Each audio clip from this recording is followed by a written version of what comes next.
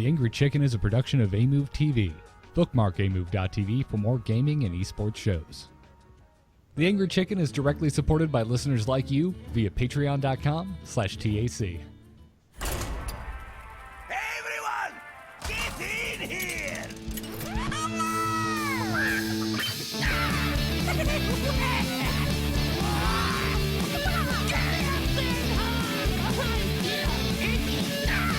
Ready for action! I've got the beast in my sight. A podcast about Hearthstone, Heroes of Warcraft. This is the Angry Chicken. The voice of Scott Fletcher never lies. This is the Angry Chicken. I'm Garrett Weinzierl. He's Willie Dills Gregory, and she is Jocelyn Moffat, and we're here to talk Hearthstone. Welcome back, lady and gent. Hello, hello. This is a big week, dude. It is a big week. Big week. A lot. Lots of stuff happening. Have you guys played a lot since the changes? I've logged 15, maybe 18 games. 50 or so games? Yeah, that's about the same, I think, that I've done. But instantly, last night, a serious lack of Shaman, which made me very happy because I was getting a little tired of it. You're going to make me just jump the gun here because we're going to dive into what has we're changed talking about this stuff later, in strategy. So I'm trying really hard to say, but I think everyone just needs to calm down. I think Shaman's fine. What's wrong with y'all? Yeah, it's okay. I played as Shaman. I went 5-0, so I was like, okay, seems good. Damn. I played a lot of Priest. Still really bad. That's the other thing. You're seeing a lot more Priest now because of because of Tonda. As well. Yep. Yeah, I went up against I think 3 priests and I think I lost to all of them. So wow. Priests going well. 2 of them were res priests, and both of them got injured Blade Master and Resurrect in their opening hands. Which if anyone saw my salty ass tweet earlier, I don't want to hear your res priest win story. I don't. You might as well tell me your roulette win story because it's just as interesting. So. I'm getting salty already off the top of the show, but no, I have seen quite a few priests. Although only one of the ones I went up against ran Tonda. Oh, I went up against a priest who had the Tonda card back, but was playing as Anduin. I was like, was that a mistake? Did you forget to change that's a hero? the most hipster person in the world. That kind of seems like a snub. Like they have something against Tonda, and normally I would say, oh, it's probably a Horde and Alliance thing. But Anduin's Alliance at the moment he's king. Spoiler alert. It was really weird. Can we get an update? It was a very pretty game. Both of us playing with the same card back. I was like, oh, I actually get to see it in action. This is perfect. It's a pretty card back. It's a very pretty card back. I dig it. I dig it quite a bit. Can we get an art update on Anduin? Can he get all kingified, please? I'd like a new, prettier version of Anduin. That would be great. Thank you. Well, I mean, he doesn't really look that much different now. But I want him to look different in Hearthstone, man. We've got we have a good version of Ragnaros, Jocelyn. I don't know if you knew this, but Hearthstone gets a little weird with its lore. So give me King Anduin, please. Thank you. All right. So I was just it's a different timeline, you know. Yeah. Yeah. Exactly. It's the argument you make with the movie and stuff. You're like, it's a different timeline. I put out my review with some, I had a bunch of very super lore nerds in there. Like, I didn't like the movie because they changed this and this and this. I'm like, dudes, settle down. It's the Warcraft movie universe, the Marvel comic movie universe, 2 different things. Well, and let's be honest, the comics have their own universe 4 or 5 times. They've restarted and killed off and resurrected and created entire new planets. I mean, I'm starting to get into DC a little bit here, but yes. I feel like as nerds, we're just used to this now, right? Like this doesn't. I don't even notice that it's happening. I feel like we should be used to this now. Extended universe, and then there's the comics, and then there's this, and then it's all fine, whatever. I feel like we should be used to this now, but the thing is, a lot of us aren't. It turns out, a lot of us aren't. A lot of us see changes in things we know and love, and lose our minds. Hey, we are not losing our minds, but we are losing hair that we no longer wish to have on our body. Nice transition, my friend. Because hair is... I was hoping you were going to say that. I was actually, if he does this... I was like, losing the hair. He got there. You know, it would have been so much more awesome if we didn't sit here and if we have didn't break the fourth wall and talk a miniature about it. parade about how great of a segue I just found. Harrys.com is sponsoring this episode of The Angry Chicken. So what I would like you all to do, not saying I want everyone to shave, maybe you have a beard, maybe you like it. Maybe you have like 7 weird shoulder hairs like I do and you don't like it and you want to get rid of those, or a neck beard or whatever. That's the case with me. I like getting rid of my shoulder hair and my neck beard, and I use Harrys.com razors. They're sponsoring this episode, and we like them here. They have sent us, quite a few razors. We've had a good amount of time now to actually try them out and use them. They're great. They're affordable. They get shipped right to your doorstep, and you can actually try them out for free. All you have to do is pay shipping. You go to Harrys.com. You sign up for a free trial set from Harrys. You'll get a razor. You get a 5-blade cartridge. You get a shaving gel. You also get a special gift if you use our code TAC. You will get the post-shave balm added into your free trial set from Harrys.com. Go check it out. I've been shaving my dog with it. No, Really? Dills, you just got that dog. Let's put a pin on that. Oh, that wasn't quite what I meant. But I did, on a serious note. I hooked my buddy Lance up, who had just started using some other shaving service, and he's now a convert. He loves the Harrys, dude. Nice. Yeah. I was like, I got extras, man. You want one? And he was like, I already got this thing. And I was like, I'm just going to give you one anyway. And now he's like, yeah, now I ordered Harrys. So, good job, Harrys. Indeed. Clearly a better product. Yeah, go check them out. Use our code TAC at checkout. Now, there's a bit going on in the world of Hearthstone. Let's move right into it with this week's news. Good news, everyone! Oh, where to start? I don't know. Let's start with the new season. It's here. October season is here. So are card nerfs, and so is a delicious-looking pie card back that we're going to get at the end of this season if we hit rank 20 or above. Very Thanksgiving-y. Yeah, I mean, I prefer an apple pie to cherry, which is what this looks like. But hey, But see, I think from a card design perspective, you want like the pie brownie color to contrast a little bit with the cherry. Yes! If you put apple in there, Yes, it's a little bit too bland. Oh my God, my art nerdiness has rubbed off on Jocelyn. Finally, someone else made a point that only I care about. The cherry just pops, Garrett. Yes, you're damn right it does, Jocelyn. We will make an artist out of you yet. You have no idea how excited I am about that point that you just made. Yes, that's probably the exact reason they did it. Could be raspberry. I don't know. Who knows? All I know is it looks delicious and I want some of that frosting. I feel like cherry pie is more, common than raspberry pie.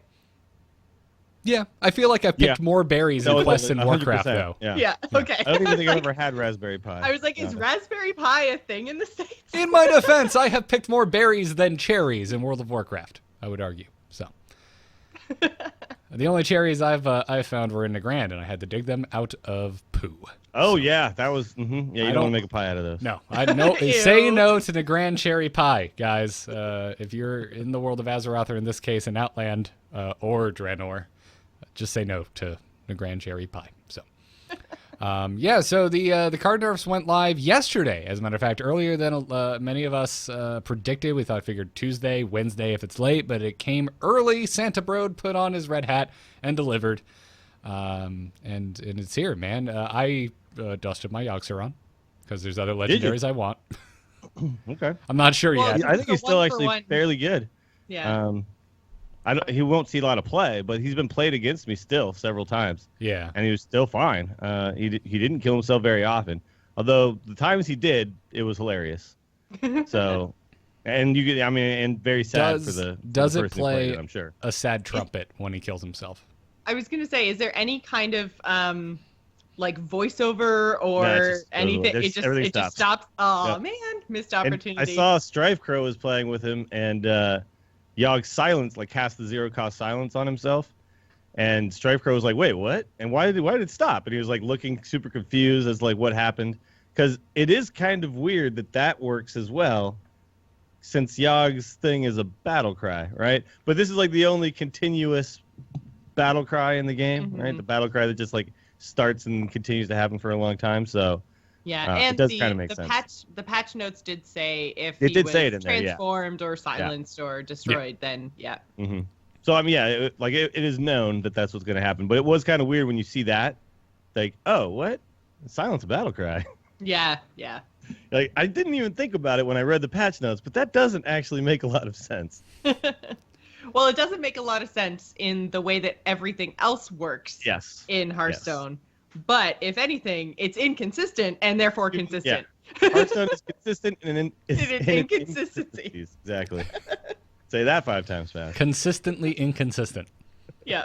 We'll put it that way. Yeah, I didn't get rid of him just to immediately craft something else because I think he's a dead card. I got rid of him so I could just kind of sit for a while, see if I actually feel like playing with Yogg again, or if I'm finally going to craft something like Malagos that has eluded me all this time. I'm gonna keep him around. I think he's still a really fun card. I'll definitely still play him on stream and stuff. And I actually think you will still see him, maybe not in high level, like probably not at BlizzCon, but I think you'll still see him in some tournament somewhere. Yeah. By the way, someone will bring him. Yeah, exactly. There's that sealed tournament going on today. If you like draft Yogg, I think you have to play him, right? Like, because when you have a smaller pool of cards, you would still play him there. That'd be interesting. It depends on what else I have to pick over him. I'd have to see the pool of cards to make that judgment. Sure, yeah. But I mean, he's still like a 10 mana potential, kind of finisher, game-changing card. He still is that, He's just more often than before not going to do it. So. Right. Yeah, I think he's where he should be, which is, oh my God, but not, oh my God, every game. Yeah. Every single game. Well, so I had on my video, like, someone had commented that they were really sad about the Yogg nerf and they're going to miss Yogg and all this stuff. And I'm like, you don't have to miss Yogg. You can still, if you really like Yogg, if that's your jam, you can still play Yogg. It's like literally the card does the exact same thing, just sometimes it'll die. I'm serious. Like, Ben Brode's Soul of the card, like, it applies here. The soul of Yogg Saron is still very much intact. It's just not, like, it's not competitive, and it never should have been. Yeah. Like, I think what they did is exactly correct. Like, the more I think about it, the more I think, like, moving it to Wild was wrong, the more I think of all this stuff, and like, people are overreacting a little bit. And Tuskar, people are dude, Tuskar's still really good. Tuskar's fine. I was playing Tuskar and Shaman last night. Tuskar, again, you're making me want to jump the gun, so I'm just going to move forward to talk about Twitch. All right, let's go. Yeah. Twitch Prime and Tonda. If you missed it, TwitchCon was this past weekend. Many things were announced, including Twitch Prime. If you, like me, completely forgot that Amazon purchased Twitch, hey, now you've been reminded, because now there's functionality between the two. If you have an Amazon Prime account, or you would just like to try the free trial, God, this sounds like an ad, you can now link your Twitch account to your Amazon account, which unlocks multiple perks, including the new priest hero, Tonda. You also get the card back. It's very pretty. Very happy with Tonda overall. She's really sparkly. Yeah. Like, in her, like, intro animation thing, when she's like a constellation, I'm just like, I love you so much. Just specifically in Hearthstone. In Warcraft, not so much, but in Hearthstone, she's so sparkly pretty. Hey, Jocelyn, what's your opinion of Tonda in World of Warcraft? I don't remember. I don't remember you going on and on about how much you hated her. I hate her. Do you really? Yes. I find her so annoying when you have to quest with her in Valkyra. She is kind of lame. Yeah. No, she's not. Tonda is a badass. She is, though. She's so hopelessly devoted to a guy who's just sleeping all the time. Like, what's that all about? She should have gone for Illidan, dude. I'm telling you. Well, I agree with you. She could have saved a lot of lives, man. I agree with you there 100%, but I still like Tonda. She just picked the wrong Night Elf twin. Yeah. Like, going through that whole quest line, though, you're just like, are you just going on? All you talk about is Malfurion? That's it? Well, he was kind of being man. taken by one of the most evil enemies they've ever faced. I can understand the concern. I'm not getting dragged down this rabbit hole again. No, link your Amazon Prime account to your Twitch account, getting access to Twitch Prime, get yourself Tonda. Also, did we mention that you get to support one Twitch streamer basically for free? You get to subscribe to them, support them monetarily. I would suggest either Dills or Jocelyn. I might be biased, though. Yeah, it's already been like a feeding frenzy of Prime subs lately. It's it's really, really cool. Thank you guys all for the support. I know a lot of people just already had Prime, and so this is just, oh, okay, I can throw it to somebody. So it's really cool that they did this. I'm like, this is like the first thing like since Amazon bought Twitch where I'm like, oh my God, like you actually took advantage of this. Good job, you know? Because before it was like they seemed to go down maybe a ban more streamers type of road or try to become a little more family friendly, which maybe took away from what Twitch initially was. And I was a little concerned about that. But they've kind of reversed that a little bit, and this is an awesome promotion. I did not see this coming, by the way, as the way we were going to get Tonda. Like I figured something about a Blizzard game, but well, because they data mined a whole bunch of stuff about world events at the same time, right? So we thought that Tonda was going to be somehow participating in maybe in a world event in Warcraft, or maybe just like playing Hearthstone in that specific span of time, because you've got basically a world event once every 6 weeks or so in Warcraft. So like she would be limited but available at the same time, right? Yeah. So But I don't, if it was going to be, if we were unlocking heroes through world events, I would hope it would be world events heroes. Like, oh, could you imagine if we could unlock the Headless Horseman during October, during some type of Hallows End event? that would make me so happy, Garrett. Also, but... Jocelyn, real quick, off the top of your head, what hero gets the Headless Horseman as their, character? Warlock? Okay, Warlock makes sense. I was thinking Warrior because he swings a sword in. Oh, in the okay. game. I was just thinking because he's But like Warlock he's makes purpley sense. and he's evil, Halloween-y. and Yeah. so He's I feel Warlock. like he's Warlocky, yeah. Yeah, Warlock how makes about sense. Warriors get Corrin Direbrew? Ooh, during Brewfest. Brewfest, yeah. Yeah, I'd be down for that. Because he's like a dwarf, right? Yeah, Yeah. and when you hit your hero power to shield up, it could be like bubbly beer It could be like foam. chugging a beer, dude. Just Yeah. slam a beer and get 2 armor. And when it flips over, it could look more like a coaster than it already does. That'd be amazing. Oh, that would be fantastic. Yeah, I could literally have like the name of a tavern on it or something. That'd be awesome. Yeah. Sign me up. But yeah, so if you haven't checked it out, go check out Twitch Prime. You can find the link literally anywhere detailing how exactly this works. Yeah, it is. You can do a free trial of it too. So if you want to see if you like it, like it's literally like try it for 30 days and then cancel. But during that 30 days, you can get you'll get Tonda and you'll keep Tonda if you do that, and you'll get to sub to a streamer for like at least 1 month. If you hate it, you cancel it, whatever. Yeah. So I We should probably also mention that this is in a way region locked because it's only available to certain countries. But at the same time, if you sign up for the free trial, I've actually seen people posting saying like they used Blizzard's address in Irvine and signed up for Amazon Prime and then got Tonda. So if you live in other regions, you can do that. But yeah, it's a bit of a workaround to something that is. Mm-hmm. If you follow all the rules, very region locked. Yeah, following rules is for suckers, though, right? We can all agree on that. Yeah, just like how we totally Be a rebel followed. for Tonda. Yeah, I mean, we totally followed the rules here when Hearthstone came to mobile by not logging in the Canadian iTunes store. I so did we not could download pretend to it have early. a Canadian address at all. I didn't do that. You guys just came and lived with me for a few moved. weeks. Exactly. That's all. Yeah. Yeah, that's all. Dills and I actually just moved to Canada up until the day that it officially launched in the U.S. so that we could legally say, yes, we are not breaking any terms of service. Exactly. That's our story, man. We're sticking to it. Just like I did with Pokemon Go. I just went and lived in the States for a little while. Oh. Oh, I didn't know that you did that. I did. Wow. I did actually go to the Keys like the week after Pokemon Go launched, and that is why I have an obscene amount of water Pokemon. But Dude, by the way, I don't know if I've told this story on the show, but anybody living in Austin, on a Friday night, head down to the Capitol building. It is Pokemon Central, man. It's amazing. Once my puppy's like good to go, he's still like a little early on. His shots haven't all taken yet. Like that'll be my Friday nights, man. Take the puppy down there, stroll around, catch a Pokemon. I'm excited. meet a nice Pokemon Sounds trainer, good. take her home. Make some Poke friends. Yeah. Well, also coming up this month is the HCT Last Call events.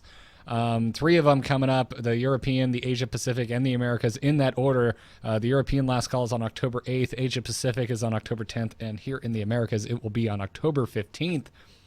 Since we are American, we only care about those locations. There's only 2 of them for NA, or sorry, for just A in general, just for Americans in general. One is in Santa Ana, California, and the other will be in Toronto. Yes. Jocelyn, are you going to this? Because it sounds like it's going to be a public event similar to what our Florida Fireside did a few months ago. Yes, I am actually going to go to this. My friend Aleri is helping to run it, so I'm going to go, and I'm going to have a great freaking time. Awesome. Well, if one is near you, and you don't already have the Power Core card back, you should go, because attending this will actually get you said card back. Well, you have to participate in a side event, but they're usually fun and free, and you get a card back. So go do that. But there's some big name players playing in these Last Call events. Arguably the largest selection of notable players all year in an HCT event. This is like the premiere. Like, this might even be more premiere than what BlizzCon ends up actually being, to be honest, because these are the guys. And I think, at some point after this BlizzCon season is over, I think I would love to have a show where we just kind of talk about what we would like to see the format going to now that we've seen, the year before, and now this change, because we were excited about this change. But to be honest, a lot of players have had some issues with it. But this tournament, these are just the guys who kind of played the best for an entire year, right? And not just kind of won a single tournament. And so there's a lot of people talking about how, if this was the lineup you saw at BlizzCon, that might even be better, just because these were guys who just have done well for the entire season, right? Or So it's going to be a pretty sweet tournament. I'm really excited for this. Yeah.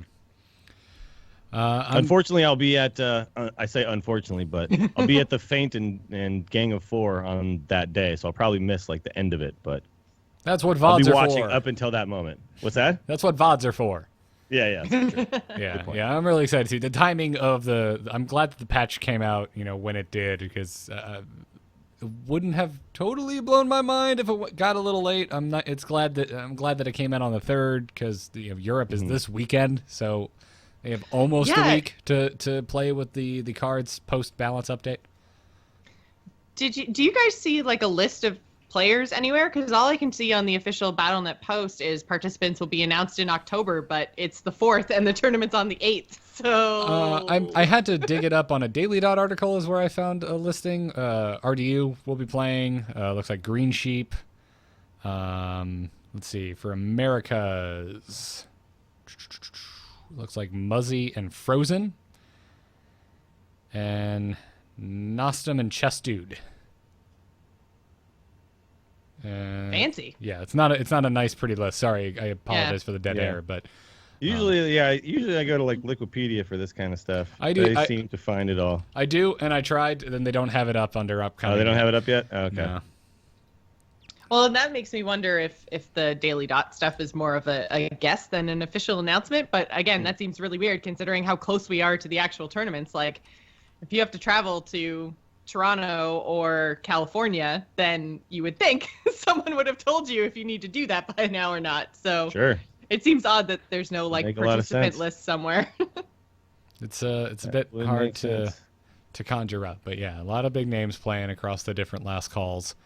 Mm-hmm. And we're going to see pros playing with these updated cards. So I'm curious to see what will happen.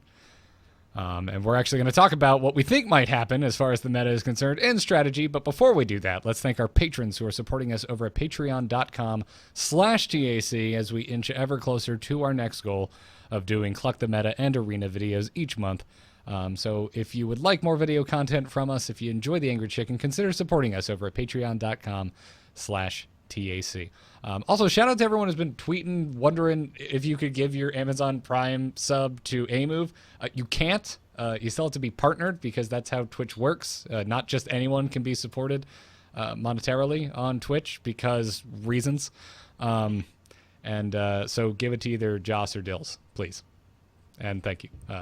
If you want to support A-Move shows, we're still supported 100% through the Patreons for the given shows. So go check that out. This episode, let's thank the following TAC patrons. Thank you to Sebastian W. Thank you to Stephen U, Ryan O, Lance B, Marcus O, Ian G, Finny Till Death, and Al B. Finny, I'm calling shenanigans. I don't think that's the name your mother gave you at birth. So, or your father, whoever was shot calling that day. when you were born. I'm calling shenanigans right here and now. I'm also calling what's going to happen for the meta. Maybe, probably going to be wrong, but let's move into strategy. Hit it very hard. You wanna blow something up?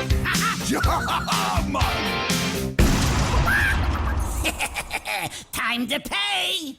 So a few cards have been nerfed, and if you want to hear about said nerfs in grueling detail, please see the previous episode where all we talked about were the announced card changes. So we're going to have this discussion, assuming you know what those changes are. We're not going to stop and read the cards again. So cards have been changed, but what has actually changed in the course of the meta, guys? Where do we think the meta will be shifting as we move towards these, not only the last call, but just for our own ladder games? Well, I think you put a lot of stuff in here, which I think was all spot on, because I theory crafted a little bit last night. First of all, I theorized that Shaman was still really good. So I started out by playing just a mid-range Shaman, right? And I kept in the Tuskar Totemic, and he was still really good. All I did was I put in like lightning bolts instead of Rockbiter weapons, right? And they worked pretty well. So you still get, Tunnel Trog into Totem Golem, and all that stuff still happens. And you make things from below real cheap with Tuskar Totemics, and you make the Spirit Claws do 3 damage sometimes with the Tuskar. So yeah, your Totemic they seem totally fine. Your Totemic that has being said, Shaman aren't being played very much anymore. Like it seems, anyway. Yeah, I think there's just this stigma around Shaman now. Everyone's like, "Oh my God, they nerfed everything. I'm staying away from Shaman. I'm gonna try something else." Like I've seen so many mages. Tempo's really powerful right now. Yeah. Yeah, I've gone again, I haven't played a ton of games. Shaman's right up there with just about everything else. I've seen 2 Shaman, I've seen 2 Priests, 2 Hunters, 1 Mage, 1 Druid, and this is just today. Okay. So I actually saw tons of Warrior and tons of Mage yesterday, but it was very clear. What happens is essentially people see a nerf and then they just gravitate away from stuff, whether that nerf, because the thing is these nerfs were pretty much justified and made the cards normal rather than broken, and the class itself still has a lot of really amazing cards. I will say that I think Aggro Shaman maybe got a little bit of an extra nerf just because Rockbiter plus Doomhammer comes out a little later. Also, Abusive Sergeant got nerfed, so I think that was another key. Yeah, Aggro Shaman definitely got nerfed. That's kind of what the conversation I've been having with everyone that's like, oh man, Shaman got nerfed. It's like, no, mid-range is absolutely fine. Totem Shaman is absolutely fine. Aggro Shaman got nerfed. The Rockbiter change, the Tuskar change, and like you said, especially the Abusive Sergeant change had a much larger impact on Aggro Shaman than it did on any other form of Shaman. I like Tuskar Totemic now in my mid-range Shaman because it has a higher chance of buffing my Spirit Claws now than it did before. And also, like, that card shouldn't have been in Aggro Shaman, right? It just didn't really belong there. No, and yet it was there anyway. Right, so. just because the chance of getting a Totem Golem was worth it. And when you did get a Totem Golem, it added jet fuel. That's the end of the game. To the Aggro Shaman fire. Yeah. But I think you can still build Aggro Shaman and do just fine, because if you think about the tools you have, you still have Totem Golem into like little charging minions. You still have the Tunnel Trog is one of the best 1-drops in the game. You still have Doomhammer, and Rockbiter just has to come. A lot of times you didn't play Doomhammer Rockbiter on the same exact turn. A lot of times you equipped Doomhammer, say on turn 5 or 6, and then drew into Rockbiter at some point later on, and then turned that into a whole bunch of damage. Yeah, so, Rockbiter is still, 6 damage for 2 mana once you have that Rockbiter equipped. But before it was 6 damage for 1 mana, right? Like that's a little much. So, like Rockbiter is still totally fine in that deck. Yeah, I will tool around with it at some point because I think Aggro Shaman is still viable. It just has to be adjusted. Yeah, I would just rather play mid-range at this point. I would always rather play mid-range. Yeah. You guys know me. I'm not a huge aggro fan, but after this change, I honestly think if you're just caring about win rate, I'm much happier with mid-range and I would go down that route. If you're no, I agree. I think that's the stronger version. You didn't even need Rockbiter in that deck to begin with. I also was playing the Witch Doctor version, and that was doing really well too. So the Witch Doctor version, for people who don't know, is just like a flood deck where you just play a ton of totems, and then you bloodlust and kill them, with all your totems. They can never clear your totems, and even if they do, you just do it again. It's a weird deck. You look at the deck and you think there's no way this is ever going to win, but actually in practice it works really well. And things like Primal Fusion are just so disgusting when you have 5 totems on board. So that version also did really. I went 5-0 with both versions. So yeah, Shaman seems fine. Shaman's totally fine. It's just you're not going to get a totem golem and ruin someone's day off of Duskheart Totemic. Sure. The other thing too, though, is a lot of times the meta before was people trying to counter Shaman. I don't think people are trying to counter Shaman anymore. So Shaman might actually be in an even better spot because no one's trying to play. I was seeing things like Control Warrior were playing the Fool's Bane instead of a Gorehowl just so they could clear Shaman stuff on turn 5 rather than wait till turn 7. And that that's an anti-Shaman tech. I think it's now going back towards Gorehowl now, which means your Shaman's going to have stuff stick for longer, right? And get to those Bloodlust turns. So seems okay. Yeah, Shaman's going to be just fine, you guys. I encourage everyone out there who's freaking out about Shaman, just rebuild your Shaman deck, make a couple changes. If it's mid-range Shaman, take out those Rock Biters, throw in some Lightning Bolts. Good to go. Yeah. Well, let's talk about Warrior because Execute got changed. Control Warrior, not really affected. Dills, you mentioned on our run-through on the last episode that Control Warrior already floats mana, so Execute going up 1 more mana doesn't really affect them. However, I did find myself with 2 Win with Warrior quests today, so I was like, F it. I'm just going to play a bunch of Dragon Warrior. The Execute change feels rough in Dragon Warrior. Exceptionally rough. Well, it's so tempo-based, right? So it's really difficult now to do something on a Dragon Warrior turn and also execute something. So you kind of have to put out a weaker minion in order to get the Execute off as well, which you didn't have to do before. Yeah. Well, I think about turns like a turn 4 where you could win or just do a whirlwind effect to the board and play a 3/3 and execute something, right? All in one turn, and then that's a huge tempo swing in your favor. Suddenly they have nothing on the board and you have a 3/3, and now that can't be done at all. So those early turns especially, you can't fit it in right while you're developing. So in later turns it'll be fine, but Dragon Warrior doesn't really want to get to later turns. They just want to have the game kind of decided by turn 6 or 7. And that's, when you're trying to fit all the things into those early game plays, Execute may not even make the cut anymore. I think you might just see it go away, and the Dragon Warriors will just try to rely on weapons now to get through stuff. Yeah, I'm not sure what my Warrior deck is going to be now. I don't know whether I should change up Dragon Warrior, get rid of Execute, or if I should just go back to Control Warrior.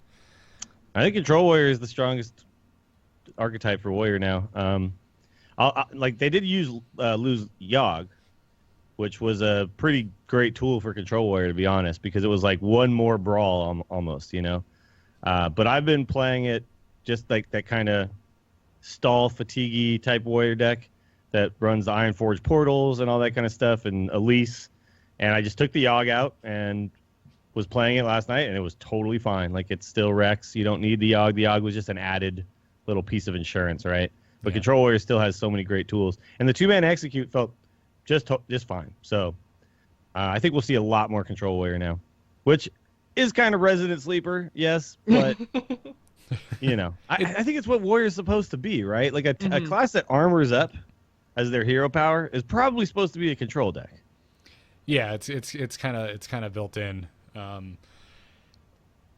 Where was I going with it? Yeah, I'm sorry. Now I'm thinking of Resident Sleepers. Well, it's the reason they became a tempo deck is literally because Fiery War Axe is so good, right? That was oh, I can gain early tempo, super easy, and I can execute stuff, and I can just play all these cool minions. That deck didn't have a lot of warrior cards in it, really. The only real warrior card outside of the whirlwind effects and things like that was the Alex Strauss's Champion. Was the one thing that they put in there that was oh yeah, I'm a dragon warrior. This makes me a dragon warrior, right? Everything else was just neutral dragons. And then, oh yeah, I also have Fiery War Axe, so guess what? I get an early lead. I want to build a control dragon warrior. There we go. That's what I want to build. That's the thing, I bet, dude. That's totally like with your Sarahs and Alex Jazas and all that stuff. Hell yeah. Yeah, that's what I want to try. And I just want a deck with Deathwing Dragon Lord. For the love of God, I want a reason to play that card. I cracked it naturally during my original run when Whispers came out, and I have just had no reason to use it. Maybe we'll make a reason then. Maybe when we do another Collect the Meta, maybe we'll put our heads together on that one, or I'll do it alone and fail miserably. One of the two. That first option sounds a lot more fun to me. Let's talk Hunter. I'm feeling good about Hunter, guys, in general. I'm still not seeing a lot of Zoo. Aggro Shaman, as we talked about, is going to be backing off. I'm sure people will still be trying to make it work, but I think we're still going to see a lot of Warrior. I think we're still going to see a lot of Druid. I think Hunter matches up well in that case. Especially if Control Warrior makes a comeback. Yeah. Then Hunter is a great pick. If you're seeing a lot of Control Warriors, because they can't kill your stuff, man. Yeah, Hunter's totally fine, guys. Hunter's fine. Yeah. Mid-range Hunter. And yes, Call the Wild coming a turn later it's a significant change, but the card is still really good, so it'll still be there. And they'll be fine. Like you just can't kill their stuff, man. They're super annoying. Plus, I really like that Secret Warrior or Secret Hunter that people are playing. Yeah, it's really cool. I don't know if it's as good as the Death Rattly, sticky Hunter, but it is really interesting. And if you're playing, like, let's say you're a lower ranked player, I think you'll do really well with that deck because the players you're playing against won't be able to play against the secrets as well, right? Exactly. That's like what the I was Legend going to Ladder say. is going to suck, but yeah. Right now, people are, first of all, not expecting it because they think that you're going to be playing the Death Rattle Hunter. So that's what they're playing around. But then once you start playing all of your secrets and they basically have to play as if you're like Secret Pally, but earlier with better secrets, like I think a lot of, especially lower ranked players are going to really struggle with playing around everything properly. And I also think Hunter secrets are a little bit harder to play around than Paladin secrets. So I think right now and probably for the next like week or two, it's going to be powerful until people start to kind of figure out how to play around it. Yeah. But I was watching people play against it and they're like, oh, is it Cat Trick? Is it like there's so many now options. And when you stack them, it gets really weird, because you're trying to like do things in some proper order, and then it's like, oh, but it's snakes. Like, how? No, I didn't even think of that. I saw two cat tricks in the last 2 days, and I was just like, oh, come on, how was I supposed to know that? Yeah. Nobody runs that. Apparently, 2 of you do, and I played both of you people guys. People are running it, man. Yeah, a lot of people are running it. Yeah. It's if you think about it, like 2 mana for a 4/2 with stealth is pretty sweet, So. Yeah, and the fact that it triggers off of hero power, like it's such a mind bender. You just don't expect it. No, you don't see it coming. Yeah, so it was. I hosted Nulltown, was watching him play against it, and he had that exact same thing where he expected Cat Trick, and then it was snakes instead, and he'd already burned his fan of knives testing for Cat Trick, and I was like, oh man, sorry, dude. Whoops. Yeah. Malagos Druid. I know you're a fan of this one, Dills. How hurt do you think it's going to be by the Yogg change? Well, they didn't really need Yogg necessarily, but it was like it was a get out of jail free card for them, right? They were playing so many spells anyway. Might as well throw Yogg in. I think it's still probably the best Druid, but you will see a lot more token Druids coming back, I think, with the Power of the Wilds and the Violet Teachers. But I think Malagos Druid is still probably the best version. Now you'll probably see, instead of the Yogg, you'll start to just see more of the removal options that they do have. So Mulch might make a comeback. But I think it's still fine because Innervate and Moonfire and Living Roots just allows you so much burst potential with Malagos without even running Emperor Thaurissan ticks, right? So I think this deck will still be fine. It'll be right where it is. It's a deck that's a little tough to pilot, so you'll probably still see it a lot in pro games, just without the Yogg. Like almost the same exact deck list, just without Yogg. Yeah, who was I watching? Garrett had a video out where he's talking about these changes, and he seems to think that it's going to be have a larger effect on on Druid just in general because of their overall lack of board control. The fact that they have some of the least efficient removal in the game, and that's basically what Yogg was for them, was their board clear. And I think that is a good point. I think it's worth mentioning, but I fall more in your camp, Dills. I think we're still going to see a lot of Malygos Druid. That's probably what I'm the most excited to see from the last call is how much do we think things actually are going to shift, and how much do we think people, especially with the European last call this weekend's not that far out, are they going to be playing pretty much the same decks just because they're comfortable with them? Or do we think? Well, I don't think we'll see any Dragon Warrior. I think that'll just completely go away. Yeah. But I do think we'll still see. I think a lot of people are going to bring Malygos Druid. I think it's still that good, right? Especially in a slower matchup, it gets there. Yeah. And a lot of times their removal is just that they drop a bigger minion than you, and then they can use it to challenge yours, right? Right. So they don't need as much removal really, just because they're playing ahead of the curve, right? The whole game. So yeah, it's true. They don't have an option like Brawl. And now they don't have the Yogg Brawl, but yeah, like they'll just have to shift to being a little bit quicker, right? Yeah. Get ahead faster, stay ahead on board, and then use the board as leverage to remove things. So I think we'll see tons and tons of Malygos Druid. Although your next one that you put in here, I predict we'll be seeing a lot more Rogue now. All right. Because Rogue was in a tough spot with so many aggressive tempo decks that just they couldn't ever get to the turn that they needed to get to, right? No, and I think for the same reason that you're thinking Malygos Druid is going to be okay, because things are going to probably slow down a little bit with these changes. I think it's the same reason that we're going to see a resurgence of Rogue. Yeah. I think things are getting about to that speed. It's the Rogue has caught up to the train on its horse, and it's about to jump on. Well, you can play the questing adventure Rogue with because like basically you need those turns where you're not under threat of death, because you could seal a board of dudes that are going to kill them next turn. But what happened with Rogue previously was by the time they could actually do all the things they needed to do that turn, like they would just die. They would play that turn out and then just get killed, right? So it didn't work out so great. But now I think you'll see even Malygos Rogue too. The Malygos Miracle Rogue might make a comeback as far as competitive play, because you can actually get to that turn as well. So, and they have the tools like Prep. Prep and Eviscerate and stuff like that is you can do so much damage without the Thaurissan ticks.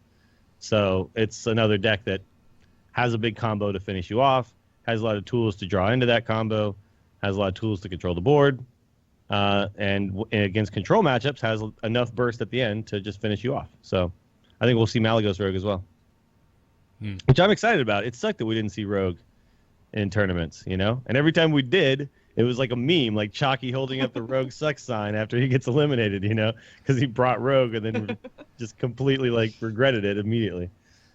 Well, I mean, your fault for bringing it, Chalky, man. What are you doing? He was trying to be different. But yeah. And before everyone sends multiple emails and tweets, sorry, Dart Trap is the secret that triggers on hero power. Cat Trick is a spell. Cat Trick is spells. Yeah. Thank you, Kapaluau. I just let that one go because I was like, it doesn't matter. Yeah.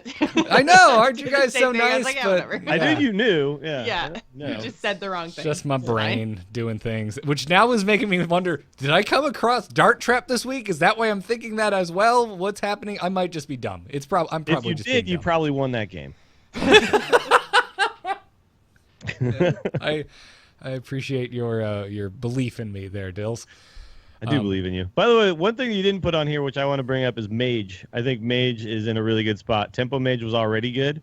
The Malygos, the Yogg Arcane Giants deck that I was playing is probably dead, but I was playing the Emperor Thaurissan Archmage Antonidas Tempo Mage last night, and I just felt like I was just rolling over people. Like the games felt easy. We seriously, I got rolled over a lot today by that exact deck. We seriously need to sit down, and you just need to teach me the ways of Mage, because it just doesn't work. I just feel like I am the unluckiest Mage player in the world. Well, I'm kind of with you, because I am the king of the face missile. Apparently, I had a turn where a guy had a 4/3 on board, and I shot like 9 missiles or something like that, and the 4/3 didn't die. What is going on here? And you're not leaving something out like, Jocelyn. and there were 6 additional 1/1s on top of the 4/3. No, it was just the 4/3, and I shot tons of missiles, and they all went face. And I'm like, what are you doing? God. It was arcade missiles plus Flame Waker plus like 3 spells. It was crazy. But the fact is that the deck is still good enough that even when those types of things happen, you still kind of get there. So, yeah. The Arcane Giants do still work, as 007 is saying in the chat, but if you're playing the Antonitis version, I think you just don't have room for them because you want all the low cost spells. So I don't run them in mine. Plus, I generally find even if I play them for 0, they just die. They don't hit face as often as fireballs do. Fireballs are Always hit consistent. face. Yeah. Arcane Giants, not always. If fireballs are not hitting face, you may need to rethink. Consult the doctor. Yeah, you may need to rethink what you're doing with your Hearthstone life. But Well, I had a game against a control warrior where I think I fireballed his face like 9 times throughout the course of the game. Oh my god. And I still barely won. Like, he almost made it through all of the fireballs. It was so disgusting. That's a good game. I mean, It was. It was really interesting. And I was telling people in the chat, I was like, I'm kind of all in on this strategy now because I've been fireballing his face for 3 straight turns. If this doesn't work, yeah, I'm screwed. Yeah, at this point, you just need to double but, yeah. down. Yeah, I had a really close game yesterday where I was piloting my Dragon Warrior, which I hadn't touched. It was just old school Dragon Warrior with worse cards now, and against a Control Warrior, and it was super intense. And I got to the end, and I'm just like, you know what? I'm okay either way. Whatever this happens, this is a really good game. But I still really want to win. And I won. I think I won. I don't remember. Nice. I don't actually remember. I just remember the game was really good. Might be pulling. I wonder now. Here's the final bit of this. Is there any deck you think that we just comes out of this out of nowhere, like some deck that we didn't even think of? That's like, I'm wondering if there's like archetypes that will kind of get created now. That the like Yogg is not oppressing them. That Shaman's not oppressing them. Dragon Ag's Control Warrior. maybe a little bit less powerful. So I've actually seen like aggro pirate rogue. whoa. Yeah, like coin out Those the you play aggro burgle rogue. What are they doing? Pirates? yeah. Burgle. Well, but that's the thing. They were playing the Oh, 2-1 pirate and that busts burgle. your weapon and burgling my stuff and just Nice. like all these little guys on the board all the time. It was so frustrating. That sounds really fun to play, actually. Sounds fun. Yeah. All right. It sounds like a good No. time. Bad I was co-host. thinking that maybe we'll see like Freeze Mage back again because the games will hope go a little not. bit longer. Because they just kind of got Freeze Mage seems like it should be okay against Shaman because they're so minion based, but Shaman also just had like minions, early minions that were really powerful before the mages. Like during the turns where mages were just drawing, Shaman was loading the board up with dangerous threats, right? And then if they didn't like get all their minion damage through, they could also still Doom Hammer you and Lava Burst you and all that kind of stuff, right? So Mage just never got to the point where they could Alexstrasza you and then burn you out. But now, like, the game might be a little slower. You might see Freeze Mage come back. Although if Control Warrior's back, then never mind. But Beast Druid might be a thing. I know. Beast 'cause- Druid. Yeah. Yeah, like Beast Druid was made stronger by Karazhan, but then not strong enough because the aggressive decks were more aggressive and the mid-range were better, and so they didn't really have a good place to fit. But I feel like they could now because we're not going to see as much aggro shaman, so it could be a better viable ladder choice. Well, yeah. Well, also, one of the reasons you didn't see Beast Druid is because Yogg Malagos was just way better. Yeah, right? yeah. So if it's not way better, then you might see Beast Druid. Yep. And It'll be again, if interesting. things slow down, they might actually be able to, make good on some of their plans. Yeah. But Yeah. Beast Druid still I'm seems, curious. Still seems slow to me. I still don't believe. I'm sorry, Team 5. I know you've tried for like 3 card sets now to make Beast Druid a thing, but I'm not even on the fence. I'm over on the other side, in the non-Beast Druid side of the fence. Yeah, it didn't take the meta by storm, but the next few weeks are going to be really fun, especially because we are watching 3 high-level tournaments in a row, like really, really quickly. So those are going to define the meta quite a bit when we start watching what the top 8 of each of those regions are bringing. Yeah, I did find some of it. You have to look up literally the rankings or whatever, and like the top 8 you can see. Chalky barely missed it in EU as well as VLPS, but you got like Neobility, Silent Storm, Nostrum, Frozen, Muzzy, Chess Dude. Yeah, some really big names, and these guys will define the meta over the next few weeks. So a lot of stuff that like right now it's all just people testing and doing weird things. I had people last night watching me and they're like, "Why is Tuskar Totemic still in your deck?" And I was like, "Cause I'm trying it out, man. Because I'm not playing Even if it's aggro. good still." Because I'm not playing and that's aggro what's and it's gonna be still a good happening a lot. card. Is the answer to that. Yeah, because it's still a good card. Yep. Yeah, but soon, like things will get a little bit more defined, and we'll know. So probably within a couple weeks, it'll feel a little more solved and fleshed out. Yep. And then we get BlizzCon in like a month. Oh my I God! know it's just around the corner, or at least it feels like it. Do you think they're going to come out on stage and be like, and it's out now, right now? Surprise. I don't know. My dreams of an expansion before BlizzCon are rapidly evaporating to the gonna point be that they're gone. Yeah. They couldn't do it at this point. It I would know. be too much of a shakeup, you know. Yep. It Which would makes be me so sad. too I'm really much- hoping that this whole year just got pushed back because of standard and how long it took them to bring that out. I'm hoping that we're going to get like a really slow or a really quick turnaround between whatever's released right after BlizzCon and whatever we get to start the next year of Hearthstone. Because yeah, I feel like it would just be so much better to have the third release of the year, so the expansion come before BlizzCon, so that BlizzCon is like the championship for the year of the whatever. Cross your fingers for Unicorn, guys. But I would really like to see the whole year's card sets be played at BlizzCon. So I'm hoping this year was just pushed because of standard and that late release, but I don't know. If this is the way they're going to do it from now on, that makes me a little sad. I mean, I think if they're doing only 3 updates a year, that if they do their third update before BlizzCon, that we're going to have too long of a break between the final update of a given year, and the first update of the new year. Personally, I would just like to see 4 updates a year. But we've made it a habit of the last few episodes telling Team 5 it's just not good enough, and I'll just continue that habit on this episode.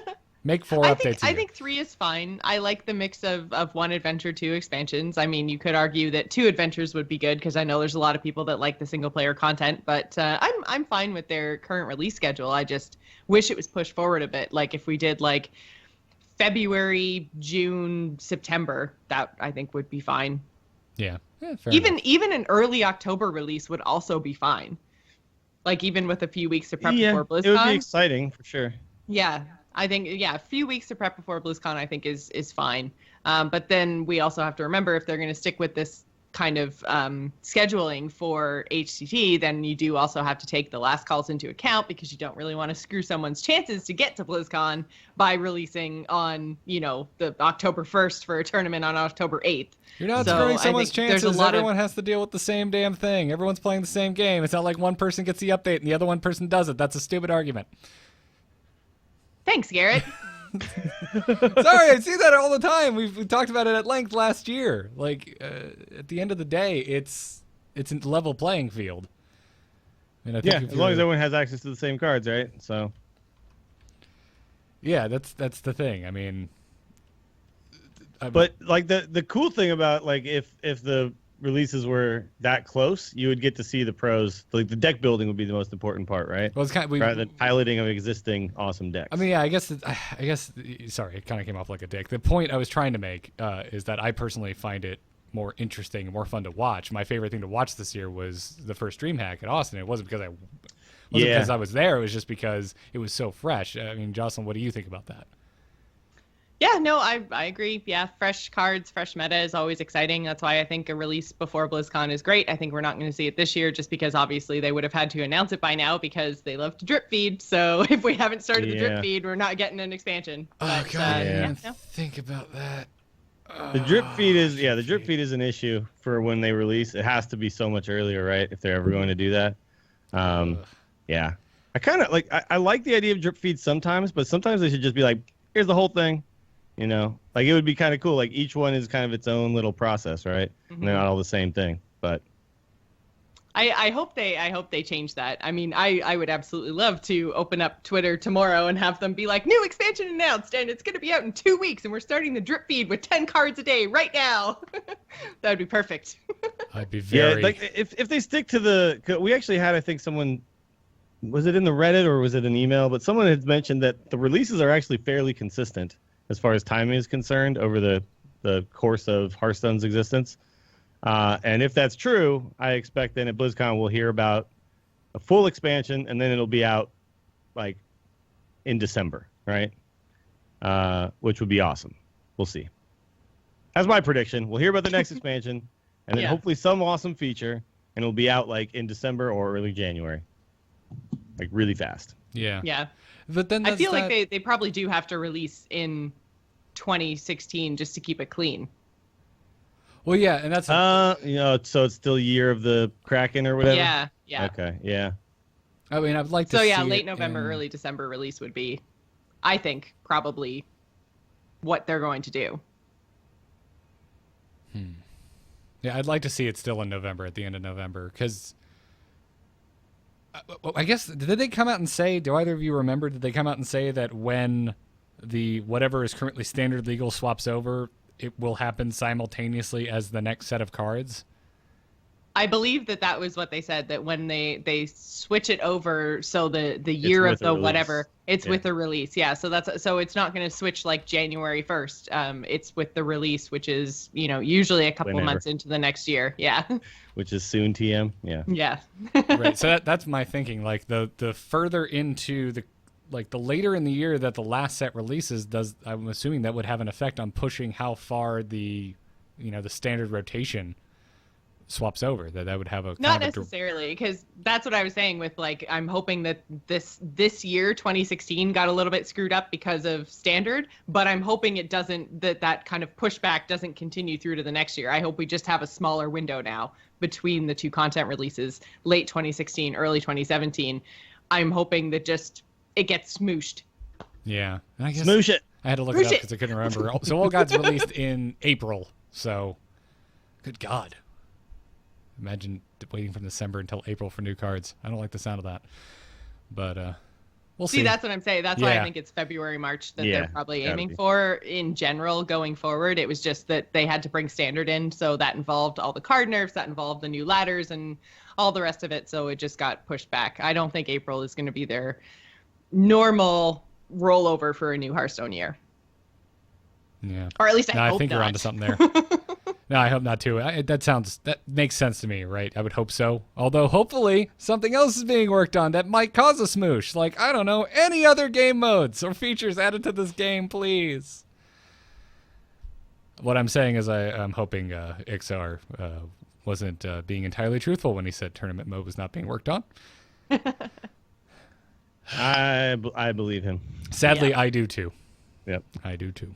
I'll try not But to I shoot think the there's something messenger else on being that one. worked on that's not just cards. I don't There think has to be. There has yeah, to like be. a BlizzCon announcement that's just cards again. Like, because last year we had, like Tavern Brawl had come out not that long before, right? So they had already done something that year and like this year it feels like what's really happened outside of cards, right? Standard a UI update to Arena. Ooh, in the lower left corner, you see what your record is. Like, we need more stuff. We got new icons. Standard. Yeah, standard. Basically, that was the big one this year. Yeah, but like feature-wise, you know what I mean? Yeah. Yeah, standard's the big thing. But standard just gave us another way to do something we could already do. Sure. But standard was really about cards too, like not really features, right? Mm-hmm. It's literally like that's almost like just a release on its own. Well, most the features. fact that you remove cards. Yeah, well, most features in a card game are pretty much just involve cards, but limiting or adding on to them in some way, shape, or form. Yeah. But yeah, I like this one. BlizzCon announcement will be revamped Arena. Ooh. God, that would be phenomenal. I would just be, Yeah. I'd be screaming at the top of my lungs. All right, well, let's. Do you still think that Broad's Arena announcement might still be coming, Dills? Yeah, you still think that's a possibility, and it wasn't the announcement that we actually got a couple weeks ago with the card changes? No, I don't think that I don't think that something being worked on is literally just some cards being removed. I think there's more to it. Ever the optimist. Hey, at least he didn't say there's nothing being worked on currently. No, but that, like, even in that announcement, they literally said there's more to come. Like, in that announcement, it was in there, like in black and white, in real letters and words. It said this isn't the end of what we're doing. There's more stuff. We just have to work on it. So, I could definitely see an announcement at BlizzCon. This is like a month after. This is a month and 2 weeks, a month and a half after that announcement. So that's plenty of time to have at least figured out what that idea is to start working on the actual coding part and then try to get it out at some point after BlizzCon. So, yep. I mean, look, if you can announce Arena for Heroes of the Storm at BlizzCon and then not put it out for this long, you can announce something for Hearthstone and wait a while to actually put it out. At least you can make the announcement. Oh, you're talking about the Arena for the Heroes, yeah. They announced last year. Well, that's just a feature with Heroes of the Storm, man. Anything that is announced, including the game itself, has to change names at least once before it goes live. I mean, Heroes itself changed names 3 times. Yep. But I mean, like that was pretty funny because they announced it. They were all excited about it. We were all excited about it. I was so excited. Yeah, and then here we are, leading up to the next BlizzCon, and that has still not come out. So. No, but it's going on PTR next week. So. Oh, is it really? Yep, going on PTR next week and targeted release for the week following. Not that this is a hero show, but finally. Now that you brought it up. Anyways, let's move in and take a crazy game story. Is the whole world gone crazy? You're in trouble now. You got it!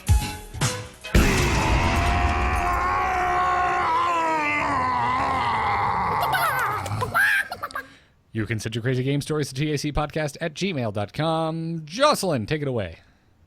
This one comes to us from Jesse, who says, "Hi, Tech. I've been trying out a Reno Malagos Mage deck, and I was up against a Priest. On turn 4, I played Spellslinger and got a Paladin Secret, Sacred Trial. I figured, Priest doesn't get a lot of minions on the board, so I might as well play it. Many, many turns later, I had my dream setup. In my hand were Malagos, Arcane Missiles, Thaurissan, and Ronin. I had already baited out Entomb. I just needed to kill off Ronin, play Thaurissan, and then shoot my opponent with 32 missiles. In my excitement, I had completely forgotten that Sacred Trial was still active and did not notice 3 minions on the other side of the board. Needless to say, I was not happy to see my opponent play Sylvanas to instantly jog my memory. She was immediately killed by the Secret, stealing Ronin, and basically ending the game for me. Thanks for reading." Oh, this is one of those nice rare ones where the Raider didn't win. Yeah. Yeah, that's the kind of weird stuff that happens when you're playing. Like, Hearthstone these days has gotten to this point now where you don't even have to be playing a really weird deck to have these odd situations show up, right? Like Sacred Trial in your Mage deck, and then that like kind of biting you in the ass later on. Like, there's so many cards now that give you random cards or random effects and things like that every game is just kind of wild and wacky, which is like, it's so fun, man. It's super fun. But yeah, this is the type of stuff I do all the time now, where I'm playing these super fun decks, and then I run into a situation I've never seen before, and I find a way to screw it up. Yeah, and it's so funny because, I mean, obviously, many, many turns later, the Priest has probably tested for everything else. And I wonder if the Priest totally knew. Yeah, if it was a good Priest player, there's a chance that the Priest player actually knew what was going to happen. And that's kind of what I hope for, is that, you know, it was a really good play and not just like oh no, I have nothing in my hands, Sylvanas. It'd be kind of funny if the Priest player on their end was like, Sylvanas, oh no, it's Sacred Trial, oh yeah! Like, that would have been pretty cool. Although the Priest player may not have understood that the plan was Malagos still at that point. But true. Yeah, pretty interesting situation. One that's unlikely to come up again anytime soon, though. Yeah. Like, can you even say playing Sacred Trial was a misplay if you played it many turns before this type of thing happened? I don't think so. Yeah, I don't think so. You probably do just play it if you have the mana. Yep. Yeah. God, that's nuts. That doesn't feel good. Sorry, Jesse. Thank you for sharing your pain with us. Yes. Oof. We appreciate it. Alrighty, well, let's wrap this thing up with some emails. Hello? Hello, it's me. Hello. Just quickly, do you get my message? Yep. Oh. Hello, brother. You can send your emails to the same place, tacpodcast@gmail.com. Carlos writes in and says, "Hola, gallinas enojadas?" Oh, I'm so white. I'm a Latin American student in Germany. Oh, for crying out loud, Carlos, you're killing me here.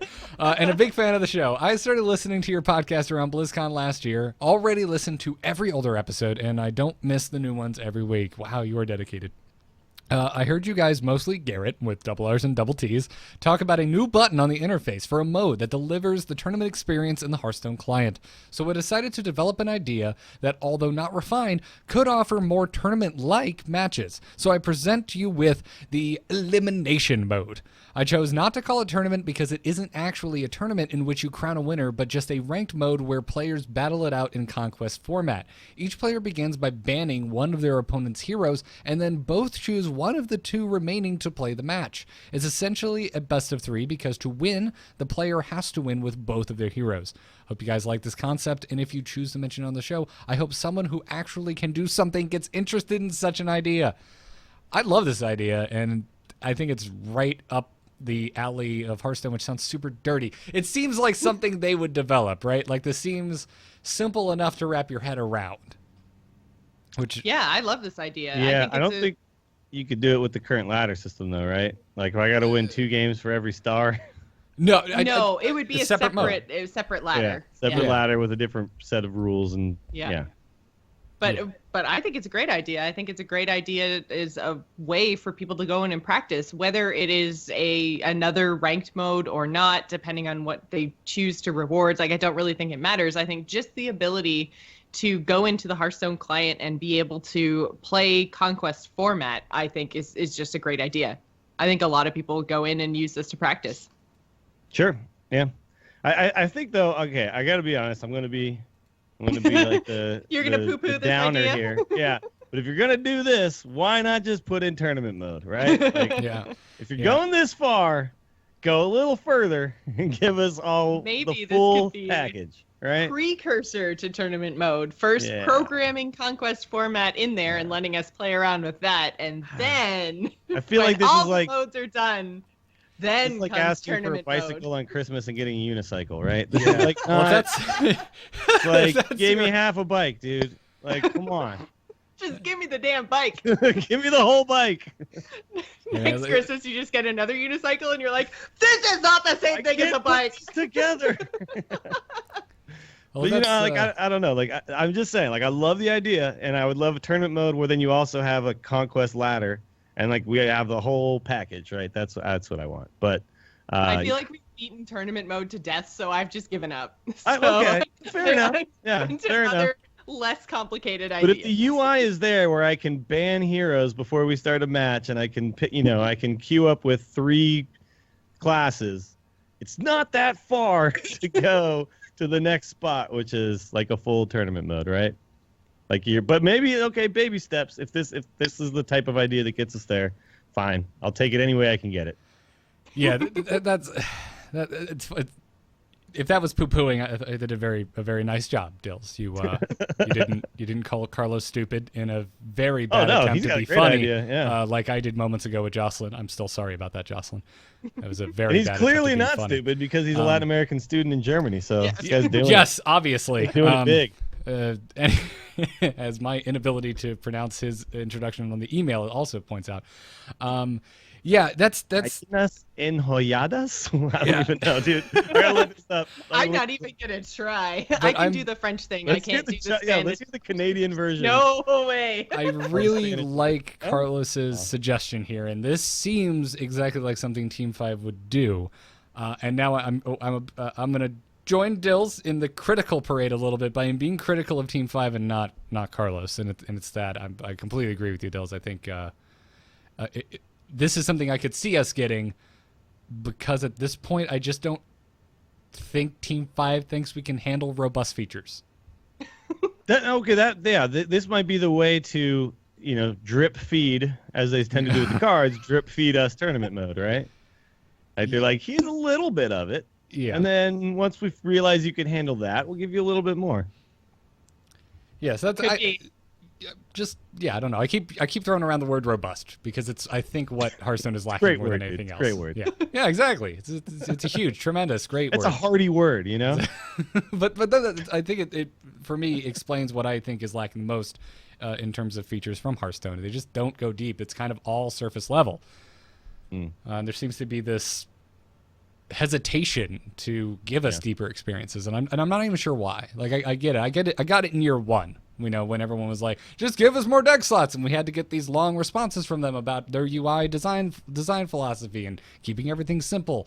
But at this point, just go for it, guys. Good God, tack on 8 more buttons if you have to. We get it. We know how to use a video game. Well, when I got the extra deck slots, I don't know about you guys, but I smashed my iPad. I was so frustrated.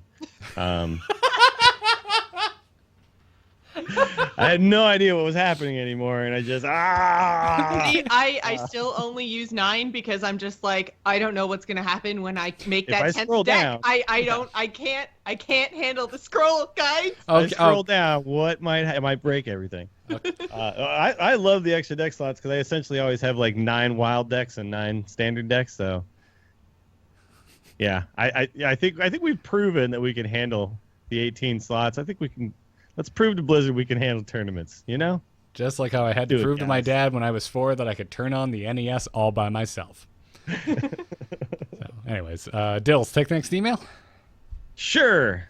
Notes. There we are. Oh, you gave me the nice and short one. I like that. This one comes from Zach, who says, "Hello, angry chicken." Singular. All right. Yep, just one of us. I'll have to decide who he's addressing. I mean, the show is The Angry Chicken, right? So, yeah. I started playing Hearthstone earlier this year. The last couple of months, I have made it to rank 5 on ladder with mid-range Hunter and Zulok, but can't seem to get past that hump. Any recommendations on how to handle the last few levels to Legend? I gave this to you because Dills, as a Legend player. As a Legend player. Daniel is not here. So, well, to be honest, if you're playing mid-range Hunter and Zulok, and then you get 2-5 and can't get much past that, what's probably happening is you're getting to that different meta, that different rank 5 meta where the players are a little better. They understand how to maybe counter some of the more common decks. So it might be just that you're kind of maxing out on what Zulok can do for you. Mid-range Hunter can probably still get you there, but you might need to like learn one other deck depending on what you're seeing a lot of. I always recommend 2 decks, but the 2 decks you're playing are kind of similar in what they do, which is they aggressively try to get on the board and then finish you off. So you might need to mix in like a more mid-range, like a slower mid-range deck or a control deck in there. That way you can switch to that deck when you kind of run into that wall, right? So yeah, just try to broaden your horizons a little bit. The 2 decks you're playing are really similar. Make sure you have 2 decks that do different things, right? So when you switch, you're actually you're really changing something. It's kind of like if I played, Shaman and Zoo, I kind of lose to the same matchups, right? And then I get to the end and like I'm okay, I'll switch decks, and then I'm still losing to those matchups. Like you probably need to adjust a little bit more than you are. But the other thing too is make sure you're getting to rank 5 early enough in the season that you don't feel pressure on those last ranks, because 5 to Legend is like the same amount of time as 18 to 5, right? That's true, and that's anymore. Yeah, that's why it's such a grind past rank 5 that it can seem like when you're losing, it's more punishing because it's that 1-for-1 star. Yeah. So it may not necessarily be that you can't get past the hump or you're losing more games or anything like that. It might just seem like you are, and you just need to play more games to realize that you're still on that same kind of win rate. It's just that this is what the win rate actually looks like in stars without win streak bonuses. Mm-hmm. Yeah. If you can keep track of your wins and losses, if you're somewhere around 55 to 60%, you will get there. It won't even take you that long. It'll take you less time than you think. But it's still a long time. But I think this season, I think it was Muzzy got to Legend in one 29-hour session. Jeez. So that's one 29-hour session. But if you are not as good as Muzzy, you'll probably need like 40 hours over the month at least, right? And then so you got to break that down. That's a couple hours a day, right? So that's a couple hours over 20 days, right? Mm-hmm. So you probably need to give yourself something like that. It really is like when you get to Jocelyn, you've experienced this. You get to rank 5 and it's kind of late in the season. and then the pressure is on, it Yeah. feels really difficult to focus on just making the right Hearthstone decision turn by turn, because now you're like thinking about how you're not going to get there. Should I even queue again? Like, should I just give up? You know, like you don't want those thoughts to be creeping in when you're actually trying to make that push. Don't be a Joss, be a Dills. Well, that's the 15 games a day thing. Like, it's like you don't even care. You try not to be results oriented, and you just like don't force legend, let legend happen, right? So, Right, just take one game at a time. yeah. And That's don't all get you can discouraged. do, one turn at a time, right? All you can do is decide what the best thing to do is with your 4 mana on turn 4. That's all you can really control outside of, building a better deck and all that kind of stuff. So you just have to kind of just do that. That's got to be your focus, not just, eyes on the prize all the time. Mm-hmm. Well, yeah, I know what happened to me in my closest push to Legend is I got all the way to rank 1, 2, or 3 stars. And so I was literally a couple of games away and then ended up falling all the way back to rank 3. And I was just like, I can't do it that's again. crushing. Like, it's so crushing because then it's like you have to think of all the games that you have to win just to get back to where you were. And, so I just gave up. So don't give up because I think it's definitely doable. And I mean, well, we had Poker Pro Daniel Negreanu on a couple of episodes ago who said he hit Legend with 500 to 600 games. Like, that's a big time investment. A lot of games. And he's a very smart man. So I feel like if that's what it takes for him to get to Legend, then you need to budget your time appropriately if that's your goal. Mm-hmm. Because that's going to take a really long time. Time management. Yeah. Yep. Just hit play. Yeah. And make sure that you're like enjoying the process. It's like if it feels like a grind, that's bad. Yeah. I've definitely had Hearthstone feel like a grind when I set this goal and I just go, this is all I'm going to go for. But like the seasons I've actually done really well are the seasons where I'm just kind of focused on what deck I'm playing and trying to play it right and not focused on how many games I have to play, right? Mm-hmm. Like the focus has to switch to like these micro decisions rather than this like giant thing that you're trying to achieve, right? It's too much pressure. Yeah. to Like with anything, constantly like be thinking about that. Like you're doing like college or like, a master's degree or any of that kind of stuff too. It's like if you just think about the big thing and not just like what the paper I have to write today is, then it just gets overwhelming, right? So Mhm. Yeah, if you're constantly like you're in year 1 of a 4-year degree, you're writing an essay and you're like, oh my God, if I get a C, I'm not going to get my master's. yeah, it's like then it'll snowball. I won't get into this Yeah. class and then this and then rah. It's like, okay, well then don't get a C. Write the good paper. Write one good paper now and you're good. So Like playing right both- now, I'm not thinking about dinner yet. I'm thinking about what the next email is, right? Guys are on a analogy just. Let's keep it going. Come fire on. What right else now. we got? What else we got? This last email comes to us from Elle. Says, "Hello, you crazy cockadoodle doing Capones. Oh. I was discussing Hearthstone with some friends, and we thought up the idea of wagering. It could be done in any game mode, but really we thought to have it with friends or a friendly match, or in a spin-off of Arena, perhaps. The gold or card, so whatever you wager, comes from the player's existing inventory, so it doesn't hurt Blizzard in terms of profits, but would make the game more interesting and add a unique dynamic. Plus, it urges people to make more friends, increasing the social aspect, and adds a new level of competition to the game as a whole. What are your thoughts?" First of all, my thought, there's no way you could ever make this as a friendly match. It would have to be a random opponent. It would just have to be. Absolutely. It would be way Otherwise, too easy to card game and the gold system. trading, basically. Yep. Absolutely. Other than that, though, if you just strike out friend match from this, I think it's fine. I think it's okay. We're seeing in-game wagering in more and more games nowadays. We saw it announced for that Amazon Games game that was shown at TwitchCon. I can't remember the name already because I already can't remember the game because it looks like another Overwatch clone with balls. But it does have wagering built into the game. And I think it's fine. When you get into real money wagering, that's when things get soups weird and tied up in all kinds of legal mumbo jumbo. Well, and so that was going to be my next, because I think actually, again, Daniel, when he was on the episode, did mention wagering in Hearthstone, and we kind of just like, it was going long anyway, so we just kind of glanced over it, sort of thing. And so I thought that might be a good discussion to talk about, because I think you guys were talking about like you can't do online poker anymore or something in the States. You can't do it in the States. You can do it if you live in New Jersey or Vegas, where like gambling is already legal. But Oh, okay. Yeah, it's weird. So I I'm mean, you wondering if can some do of it. that You just was have coming to. this too. Yeah, you just have to like get your money in the account through kind of weird, nefarious places, and then to get your money out is kind of hard. You mean you so have to yeah, go it's live tricky. with your cousin Jocelyn in New Jersey for a month while you're playing?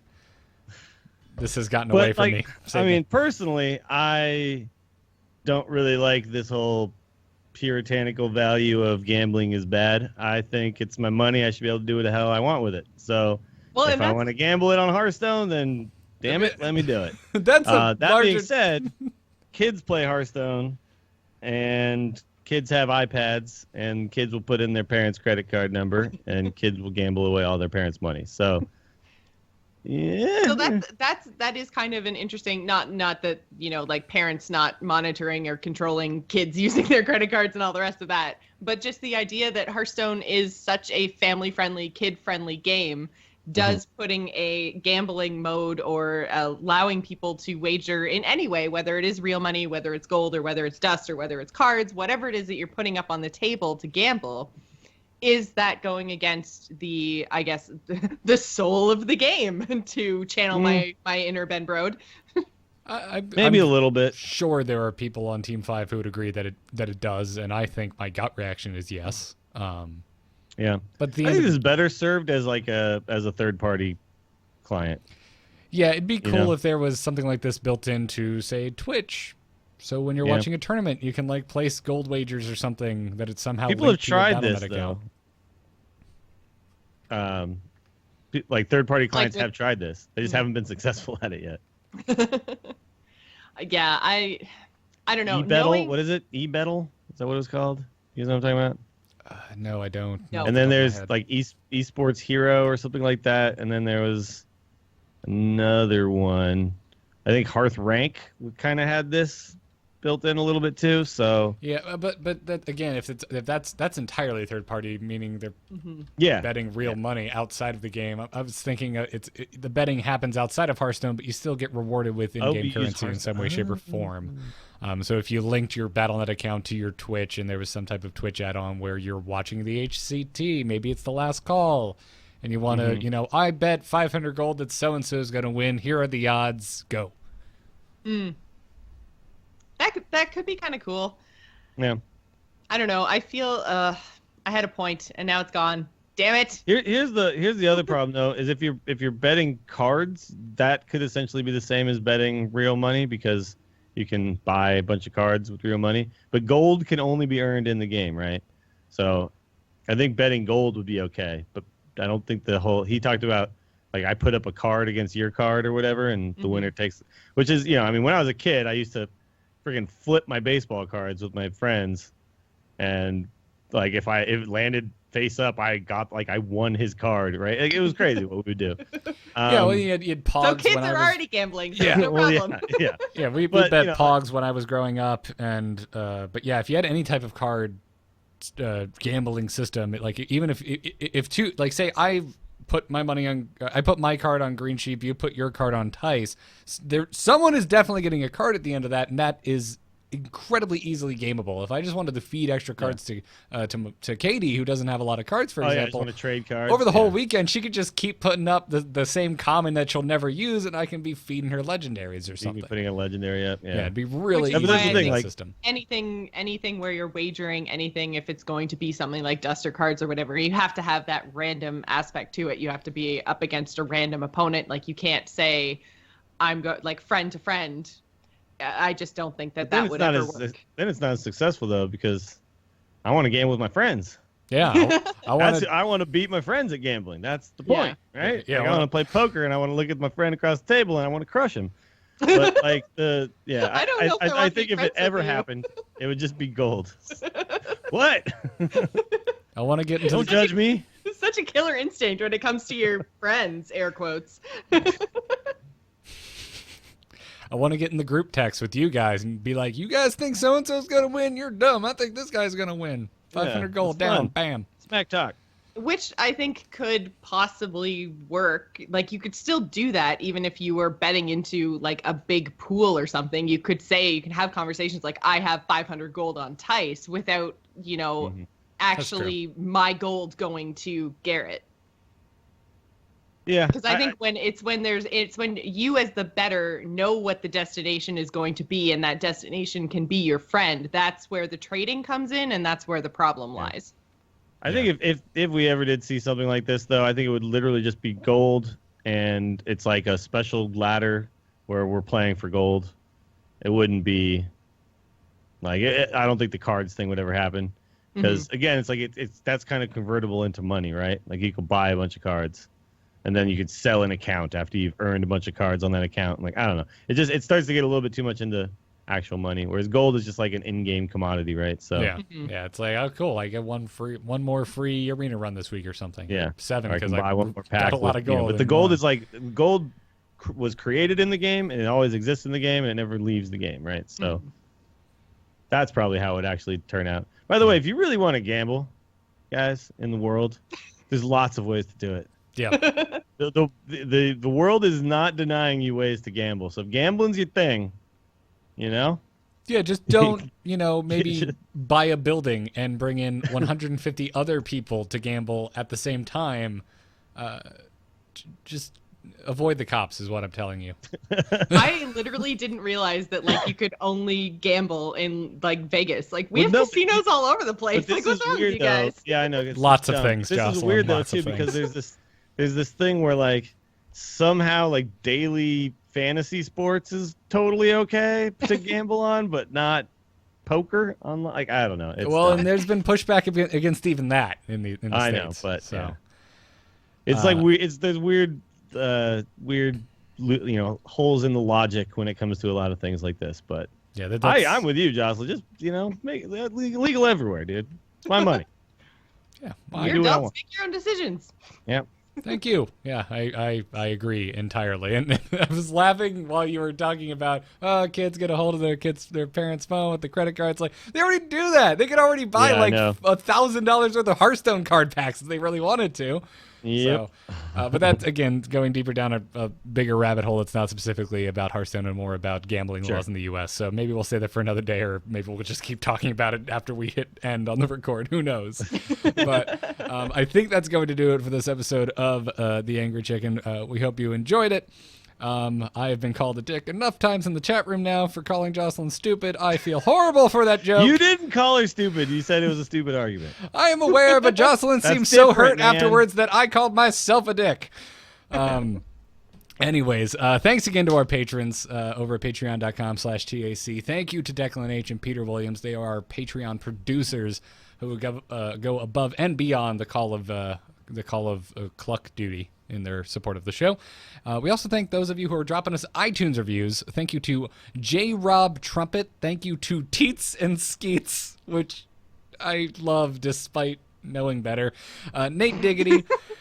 Red Crest, who says, we are the trifecta. Garrett for your ears, Jocelyn for your eyes, and if you think that's creepy, it gets worse. And Dills for your loins. Thank you, Red Crest. I mean, I like it. Yeah, I got the Jocelyn for your eyes. I'm like, another person objectifying the one female host on the show. This happens on every podcast I have with a girl host. But nope, never mind. Brought it home with Dills for your loins. Thank you, Red Crest. Also, thank you to Odalisk88, who also left us a really nice review. It just wasn't as funny as Red Crest. So there you go. Find out more about this show and many others at amove.tv. You get our swag over at shirts.amove.tv. Actually, I'm not sure that's up at the moment. There was an update to the store. We're getting it up and running. If it's still there, cool. Buy a shirt. If it's not, news to come. Follow us on Twitter at TAC Podcast. Catch us live every Tuesday night at 4 p.m. Eastern on twitch.tv/AMoveTV. Or if you're on the go, check out alphageekmedia.com. Dills, where can folks find you? I'm just going to pimp my stream today because that is where you can go if you want to use that free Prime sub. Twitch.tv/WillieDillsSF. We'll be streaming the rest of this week, except for Thursday. I'll be at some sort of YouTube creator thing, but every other day this week there'll be lots and lots of streams. It It is sober October, so all sober Hearthstone, all month long. Might make another push. We'll see. I love that you need to point that out. It's a concept that it's actually not. I mean, I didn't come up with it rhymes, right? But like, I was just like, a lot of times I play on my stream and I'm just having a good time or whatever.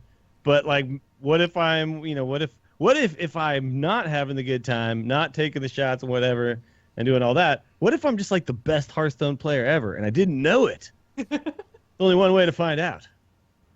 So just sober streaming or just sober month? Well, not only when I'm doing like something competitive, right? Like, I'm gonna like try. You can call it try hard. I don't even know you anymore, dude. No, I can call can't. it try hard October if you want to do as well. I'm just gonna be trying hard. That's all.